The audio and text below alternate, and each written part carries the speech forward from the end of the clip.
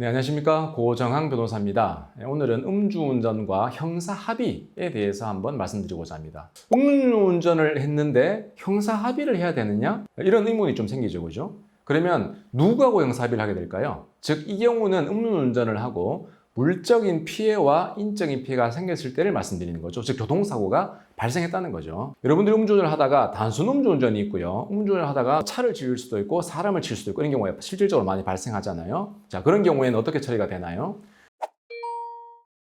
여러분들이 지금 보험에 가입해 놓으셨다면 원칙적으로 그 보험에 해당하는 면책금을 지급하고 보험 처리를 하게 되는 거죠. 그러면 대물 피해인 경우에 교통사고의 경우에 그 피해자가 자동차 수리를 하고 보험회사에서 그 수리비를 주게 될 것입니다. 그러면 그 수리비가 지급됨으로써 그 대물 피해는 피해 회복이 다 된 거죠. 그리고 또 사람이 다쳤다. 사람이 다친 경우에는 그 사람이 치료를 받잖아요. 그럼 치료비, 그 다음에 입원비, 그럼 그 사람이 많이 다쳤다. 그러면은 일을 하지 못하는 기간에 상응하는 일실수익, 수익을 잃었다는 거죠. 그 일실수익을 이제 우리가 손해를 배상해야 되고요. 또 그에 따라서 위자료를 배상하게 됩니다. 사람이 다쳤을 경우에는 크게 많이 소극적인 손해, 적극적인 손해, 위자료 크게 이제 보상이 나갈 게 많아요. 근데 여러분 반드시 한 가지 알아두셔야 될 게 뭡니까? 과거에는 음주운전으로 인한 면책금이 400만 원, 500만 원이었잖아요. 근데 이제는 음주운전 면책금이 1억 이상으로 올라갔습니다. 즉 뭐예요? 음주운전으로 인해서 여러분들이 사고가 나는 순간 사실상 모든 책임 본인이신 거예요. 절대 음주운전 하시면 안 되겠죠. 예, 지금은 간단하게 해결될 수 있는 사안이 아닙니다, 이제는. 예, 단순하게 어떤 그런 형을 떠나가지고 민사적으로도 경제적인 큰 위험이 발생하시기 때문에 반드시 음주운전 조심하셔야 되겠고요. 그렇다면은, 자, 원칙적으로, 결과적으로는 내가 든 보험회사에서 피해자한테 보험금을 지급하고 대부분 금액을 다 내한테 구상을 하게 되는데 이것은 민사적인 부분입니다, 민사적인 부분.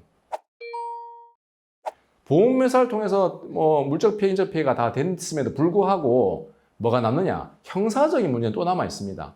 그게 뭐예요? 여러분들이 벌금을 내든 또는 2회 이상인 경우 또는 1회라도 음주사고가 크게 난 경우에는 재판 가서 정식 재판을 받고 실형을 선고받든 집행유예를 선고받든 벌금을 선고받든 하게 되는데 이 형사적인 부분에 있어서 형사비를 또 해요.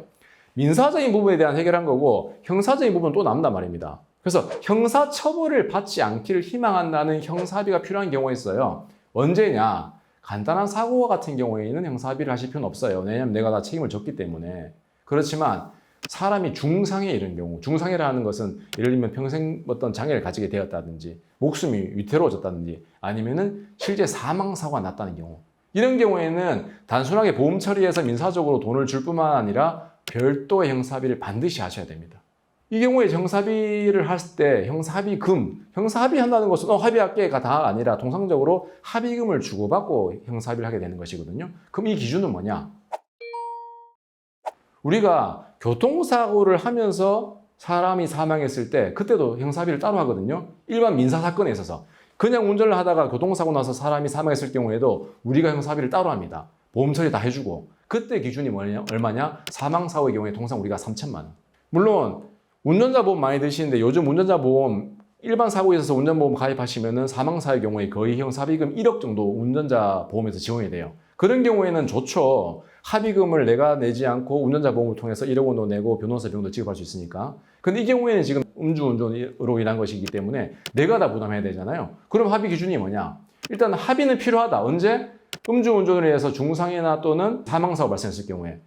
또 내가 음주운전 2회 또는 3회 그 전에 전과가 많고 집행유예 기간 중에 했다든지 이 건에 있어서 실형이 많이 나올 가능성이 높을 때는 전치 2주가 됐든 3주가 됐든지 간에 무조건 형사합의를 하는 경우가 필요성이 많습니다. 그럼 그 합의금 기준이 뭐냐?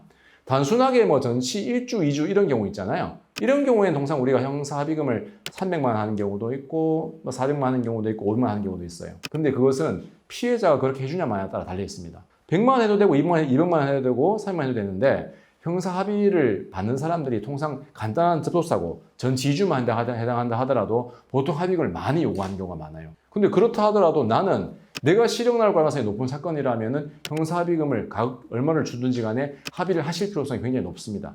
그러면은 어떤 기준을 할 것이냐에 따라 가지고 내가 좌지우지하게 되는데 이런 경우에 변호인의 도움을 통해서 적정한 금액으로 적정한 선에서 합의를 할 수 있는 도움을 줄 수 있습니다. 사망사고가 났다. 일반 교통사고도 3천만 원 기준으로 하셨죠? 그러면 음주인 경우에는 얼마겠습니까? 더 높게 나올 가능성이 더 높겠죠. 그러니까 만약에 음주로 인해서 여러분들이 사망사고까지 갔다라고 하게 되면 형사합의금이 굉장히 높이 올라갈 가능성이 매우 높습니다. 근데 합의금이 매우 높은 경우라면 합의를 하시기에도 이제 어려움이 있을 수가 있고 또 합의 금액도 좀 적정한 조정이 필요하기 때문에 일단 여러분들이 그런 위험성이 있는 경우 1회 음주운전이라도 중상이나 뭐 사망사고가 났다거나 또는 1회는 아니지만 2, 3, 4회이긴 하지만은 경미한 접촉사고 났을 경우를 하더라도 반드시 형사합의가 필요한 경우 이런 경우에는 일단은 1차적으로 형사적 합의가 필요하다. 두 번째는 형사합의금에 있어서 기준이 좀 높아진다. 그렇다면은 형사합의를 함에 있어서 필요하다면은 또 변호인의 도움을 받아서 형사합의를 하는 것이 좋다. 이렇게 말씀드릴 수 있겠습니다. 오늘은 음주운전에 있어서 언제 형사합의가 필요하냐 그리고 형사합의의 합의금의 기준이 무엇이냐에 대해서 말씀을 드려봤거든요. 또 구체적으로 개별마다 사안이 다르니까 개별적인 사건에 있어서는 또 보다 더 구체적인 상담을 위해서는 변호사와 직접 상담해 보시는 것도 괜찮을 것 같습니다. 다음 시간에는 조금 더 유익한 내용으로 찾아뵙겠습니다. 고맙습니다.